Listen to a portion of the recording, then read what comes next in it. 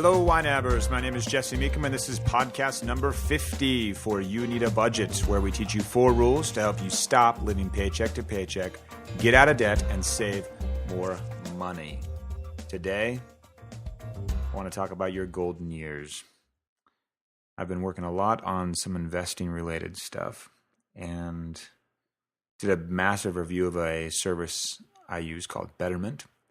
The CEO is John Stein. I met him at FinCon a couple weeks ago, and I'd actually had a phone conversation with him probably a year and a half ago when he was telling me about their service. And I won't get into that. You can check it out on our blog, youneedabudget.com/blog, and it'll be there.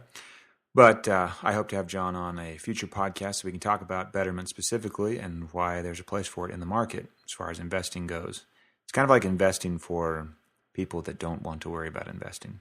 Anyway, as I was doing that research, I came across some very startling statistics.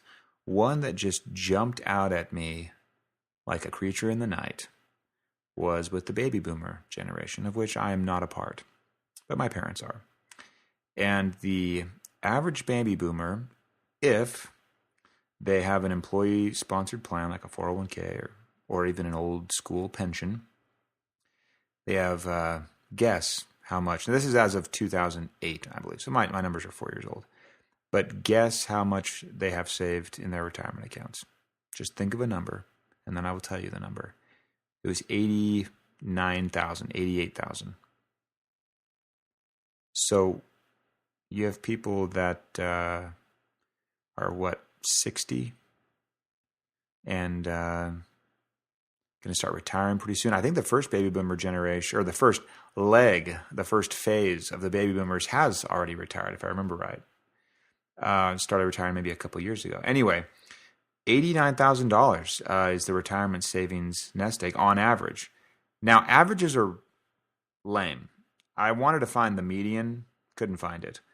But I would be curious if anyone knows of any data where we're looking at medians, because if there are people with zero retirement savings, that's going to obviously drag it down. Although if there are people with millions, that would drag it back up. But I still trust the median over the mean any day of the week. So there was that. If an average baby boomer doesn't have an employer-sponsored plan of any sort, their retirement savings on average is $39,000. So what I'm saying in this short little bit of a podcast is that investing basically comes down to 3 different things, and you need to be aware of them. And frankly, we just don't save enough. We don't save. We consume. We're a whole just slew of people addicted to consuming everything. And we save horribly. We've had negative savings rates in years past. It's pathetic. And I just don't want you, loyal listener, to fall into that trap.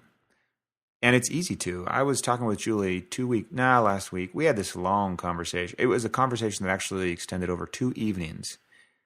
And I noticed that we were putting away in our 401k, and the company does a match on it. A 3% match is what we do. And by the company, I mean YNAB, the company. So anyway, it is what it is. And I'm doing this, we do this 3% match, plus I was putting away 8%, I think. So maybe you could say, well, that's 11%, but 8% wasn't very good. And I didn't even notice that it was that low. So I talked with Julie. I said, hey, we got to crank this up, like double it. We need to get up into the 15% range. She was okay with it. And then we started looking at the budget, and we had to squeeze some things. We had to adjust our priorities. Our priorities had just started to slip.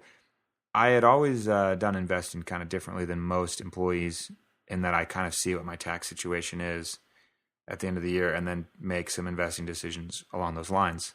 But since I became an employee of YNAB, a bona fide W-2 employee, things have changed a little bit, and I just hadn't caught it. So here we were for the past year and a half, underfunding, in my opinion, our retirement nest egg. But that is going to change. It has changed already. I want you to go home tonight. If you're home right now, do this. Just look at your budget and see what percentage of your gross income you're setting aside for retirement. And just set a goal to contribute a little bit more. Whatever it is, just do a little bit more.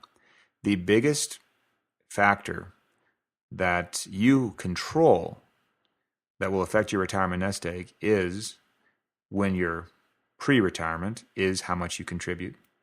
Then when you're thinking about retirement, it's when you start.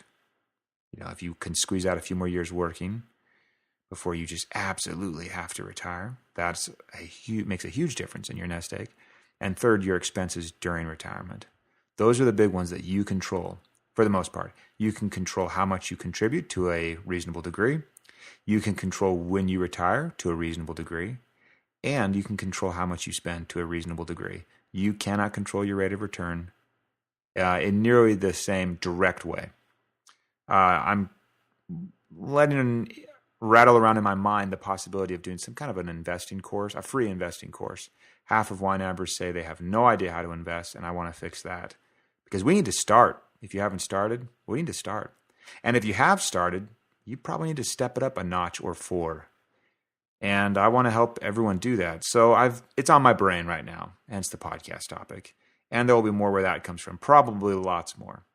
I hope you have a desire to educate yourself along the lines of investing and make sure that you demystify it, follow sound investing principles, and go after it with some intensity. It is hard to be intense about something that is decades away. For some of you, not decades, but for a young buck like me, decades away. So it's tough to stay motivated. Anyone can be motivated to save, cash for the holidays, but it's much tougher just to put money away month after month after month. You just see it grow little bit by little bit. It can be a drag. So we got to figure out how we can automate it, put it out of sight, out of mind, just make it happen, and then just live your life and not really give it a second thought. Anyway, until next time, until the time where we speak again, I want you to think about the investing strategy that you have outlined. I want to think about your rate of retirement and see if that's up to snuff, 15% minimum on gross. And hopefully following YNAB's 4 rules will help you get there. I'm confident they will. Until next time, follow YNAB's 4 rules and you will win financially. You have not budgeted like this.